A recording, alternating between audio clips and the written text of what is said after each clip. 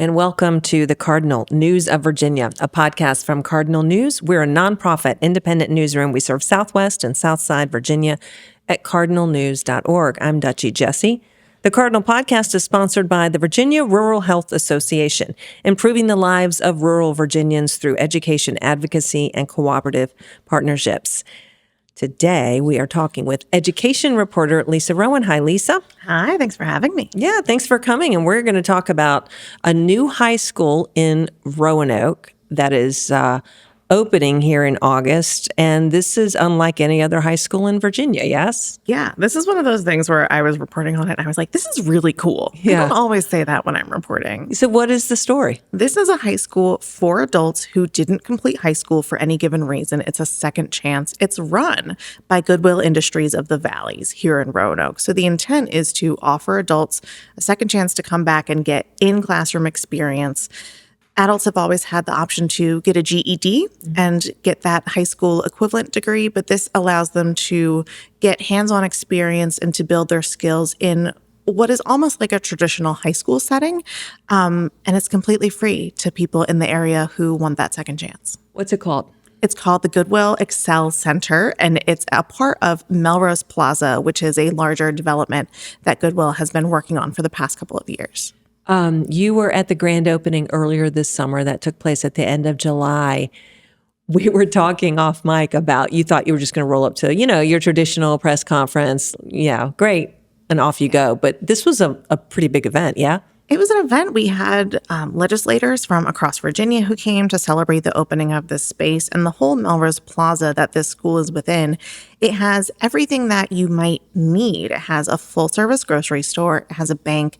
It has a wellness center.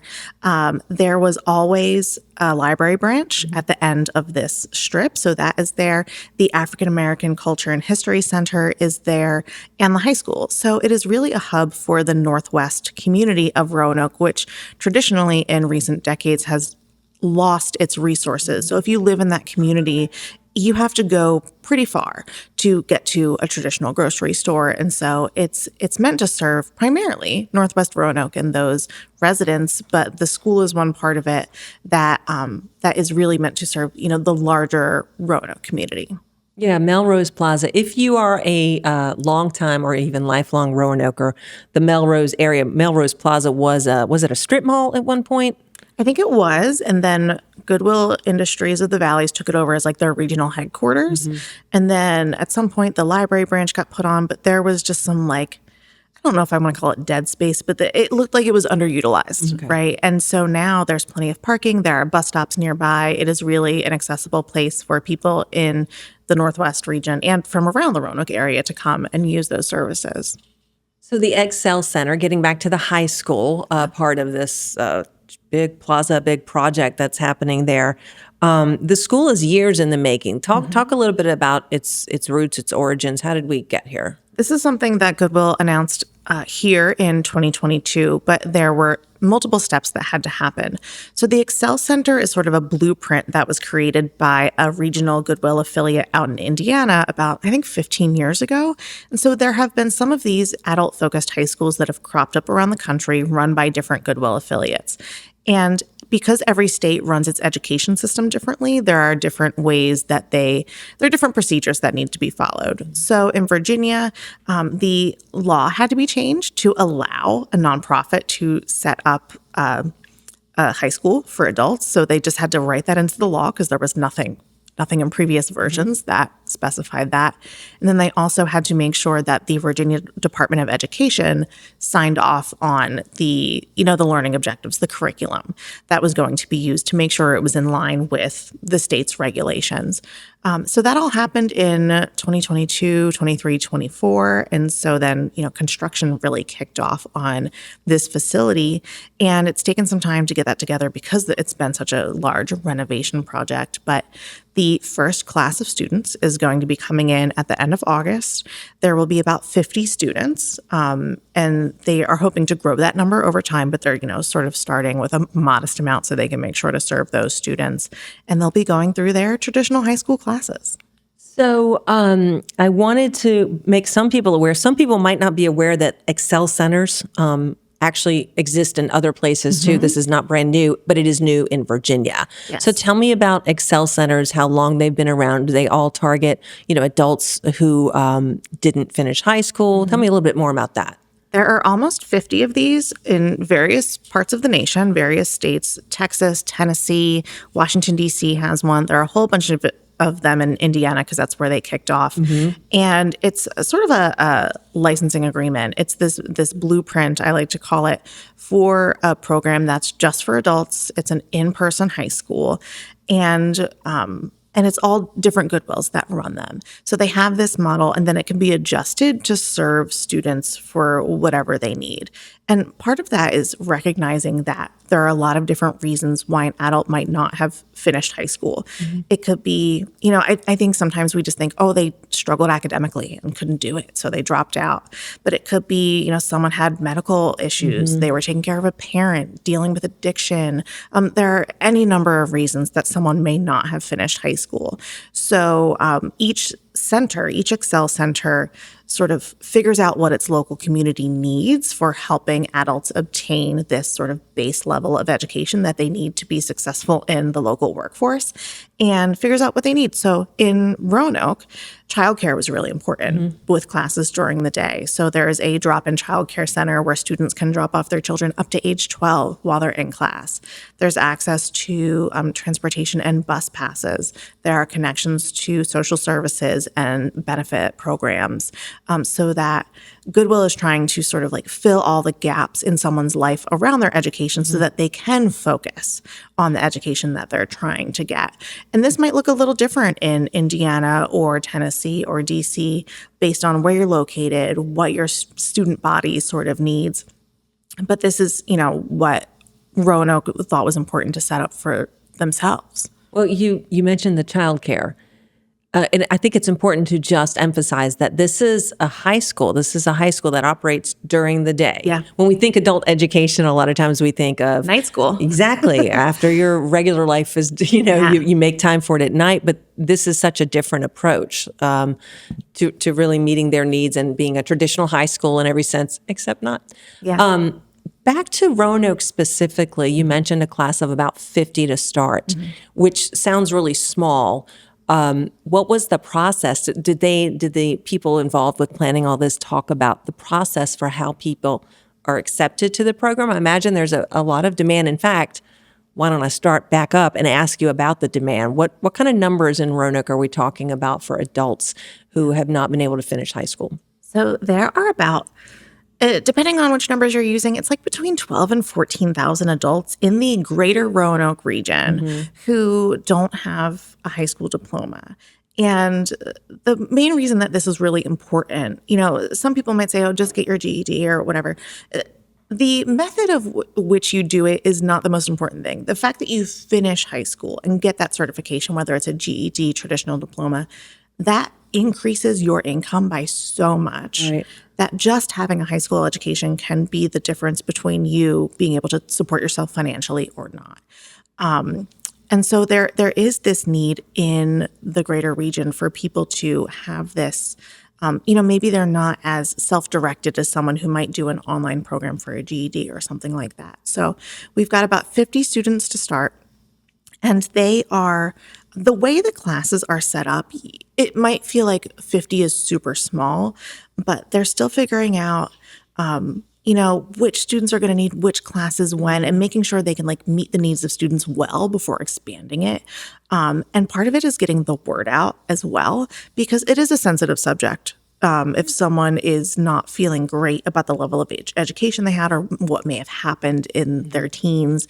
So it is a real soft sell to get people interested in attending classes at this center. There's been great interest, but it is something where you sort of have to figure out what the person's needs are first, and they may or may not be a fit for the Excel Center, and that's okay. Goodwill is saying that they're going to help people figure out what their best next steps are. One of the things that I also found interesting about how it works at this particular Excel Center is that the classes, so if you went as a student, you might take classes all morning or all afternoon or both, but all of the classes are broken down into 8-week sections. So it's not like if you were in high school and you were in the same biology class from September to May. You might be in this biology class that you need to graduate from September to October, and then you can move on. So it's helping students achieve quickly as they move through this program, see their wins, see their gains, see their progress. And so the point is not to keep them in a classroom for 4 years. It's to figure out what they need to complete that certification and then get them out into the workforce or into community college or four-year college, wherever they might want to go next. You mentioned it's nonprofit and that the students are, they can go for free. Are the wraparound services free too? They are. Everything, they have said to me at Goodwill that their hope is that a student can walk in with nothing and everything they need is right there for free, right down to technological tools, access to laptops, pencils, and notebooks. Everything is taken care of. So how is it funded then? This is funded through a couple of different funding sources. So one big one is the city of Roanoke. They gave the project $10 million that came from federal COVID relief funding, and they chose to put it towards this project to support Northwest Roanoke and the entire city. Another $10 million came from grants and state funding, and about $3 million came from a fundraising campaign that Goodwill ran. It was a capital campaign that they ran. So there are also a lot of partnerships that are involved in this that are going to help on an ongoing basis. I know Crevillian Clinic, which is a sponsor of Cardinal News, is also very involved in this project. And various different businesses and service providers are involved to provide like in-kind services or other supports too. It sounds like the ideal solution to a problem, a situation that a lot of people find themselves in, a very unfortunate one and a great opportunity. So then let's talk about any proof that there is or that the founders and the people involved with all this have shown to you. What are some outcomes that they would point to where Excel centers have been in other locations? Yeah, so there was one study of outcomes for Excel Center students in Indiana, which is where the greatest concentration of these schools is. And they found that 5 years after students graduated from that Excel Center, the graduates' income was nearly 40% higher than their peers who didn't have high school credentials. The graduates were more likely to be employed and to have earned like some sort of college level credit to further their education. That could be, vocational school, or it could be, traditional college, but something beyond high school. So not only were students learning and succeeding, they were continuing to learn beyond that credential to further their career and further their education. And I will also give you the fun stat about just like the earning potential of people who are able to get this high school credential. The people who have finished high school earn nearly $150 more every week than people who don't. And that's from Earn more, yeah. Yeah, that's from the Bureau of Labor Statistics. And so if you think of $150 a week times 4 weeks, like that really adds up over the course of a year. And if you can imagine what it costs for rent, groceries, transportation, that can be a really meaningful difference for someone to be able to take care of themselves and their families. Did you talk to anyone at the grand opening? I'm sure you talked to people, but you mentioned it was a very festive atmosphere. There were a lot of people there milling around, all kinds of different people coming for different reasons and all that. Tell me about any of the conversations you had or overheard that you can share with the sort of the buzz around this when it was opening and now that it's about to start. There were a ton of people from Northwest Roanoke that were there. I even saw, I want to say it was a Thursday morning, and I might have spied a few like church hats in the crowd. And it was like people were excited. Like they got dressed and they were excited to go. And like I said previously, a bunch of local lawmakers were there. Delegate Sam Razul was one of the people there, and he shouted out someone who was in the crowd who is about to be one of the first students at the Excel Center. And he explained that they had met through, I can't remember how they had originally met, but she had moved here from another state, and she had one class that she needed left to be able to graduate high school. I don't remember the circumstances of like what happened. She couldn't finish, but she had one class left, and that's it. And he was like, well, you need to talk to the people at Goodwill. And so he got this person set up with the Excel Center. She's going to be taking that class. And she was brought to tears at the fact that everyone was so excited for her in the crowd. And it was just a really emotional moment to recognize that this person is able to take that next step to further their own life. And it's sometimes a really small step of like one high school class you need that can make a really big difference for someone. So there's a lot of excitement around this center. There's a lot of excitement around the Excel Center within the Melrose Plaza development. And I'm really looking forward to seeing what the students are able to learn and do, because it's not just one age group. It's you have to be 21. They're hoping to lower that at some point to 18. But I thought maybe it would be like all between 21 and 30-year-olds, like people who had recently been in school coming back. It's all ages. And that's really cool to see that people are coming back after years away from a classroom. So I'm looking forward to seeing how this goes in the first couple of years and what the student body looks like, how they adapt to meet their needs. It's really interesting. Is the curriculum, as far as you can tell, pretty typical high school stuff? Because that's what we're talking about here, kind of the basics that you have to take in order to pass and get your diploma and all that. Is that what you're finding? Yeah, it's the typical high school stuff. A lot of it is distilled down into that 8-week, segment that is like achievable in 8 weeks. They're really focusing on those core materials. But this is a school that has a fully functional science lab for biology classes, chemistry classes. And it's just like going to high school, except honestly, the building is a lot nicer than a lot of high schools that I have seen, because they've really done it thoughtfully, and it's pretty much like a new build within this shell. So it's pretty standard high school material. I don't know if you would know this yet or if anyone mentioned it, but are they looking to set these up anywhere else in Virginia? Not that I know of at this time. However, a success story goes a long way to promoting this kind of setup. I talked to an expert on adult education, and she was telling me that there are far fewer adult high school setups compared to GED programs or online diploma programs. So this is still a relatively new kind of model to teach adults hands-on, daytime sort of classes. And I think depending on the success of this particular center in Virginia, it could definitely be a model for other locations around the state that have populations of adult learners that they can serve. Statewide, there are more than 500,000 adults who have not completed high school. So the people are out there. It's a matter of, how to serve them within their own communities. So it'll be something to watch to see if this Excel Center can spin off into a couple others around the state. As you prepared this story and wrote it for Cardinal News, and I'm sure you'll be following up at some point, see how it's going out there, was there anything about it that surprised you that you learned as part of covering this story? I was really tickled by how the executive director was speaking with me about recruiting students, and sort of how you have to like sidle up to someone and be like, yo, you need a diploma? Like it's not quite that sort of sneaky, but because you can walk around, say you walk around a grocery store, you have no idea what anyone's education level is, right? You can maybe guess, but you don't know.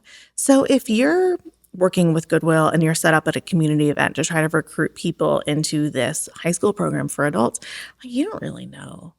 You can't tell. So you just have to be like, hey, do you know anyone? Do you know anyone who might be interested in this? And you create these ambassadors. The director was saying, his name is Bruce Major, and he is the executive director. He was saying that like you talk to someone and you talk about what you're doing, and you just hope that they pass on the message and are starting to talk to other people, because maybe they don't want to tell you that they haven't finished high school, but maybe they have, but their parent hasn't.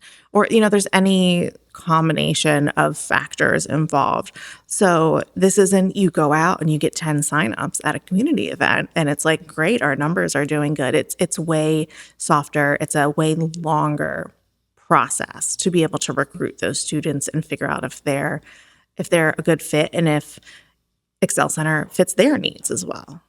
On the other hand, I mean, there is social media, and I saw their page and they're active on it. So do they think that might be a helpful tool, just putting the word out, and the word of mouth, of course, is big, but Exactly. social media is kind of word of mouth at this point. Yeah, social media, people are on their smartphones. I've also seen, ads in the newspaper. I've seen ads, all over the place. So it's really just like getting the word out as much as possible so that people are at least aware of the center and what it does.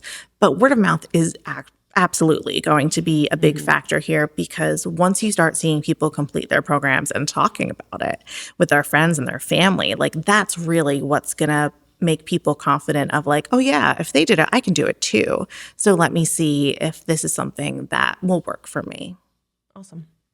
All right. Well, Lisa Rowan, who covers education for Cardinal News, thank you for your work on this story. And you're about to get super busy because school is starting up everywhere. Oh, it's happening.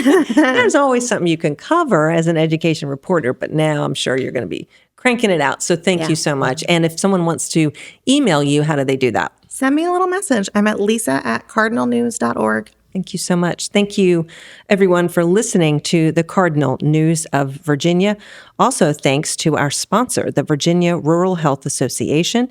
Thank you, Sean Eddy of Eddy Alexander, for production support. Also to Sherry Quinley and Zach Shelton from Cardinal News as well. I'm Dutchie Jessee.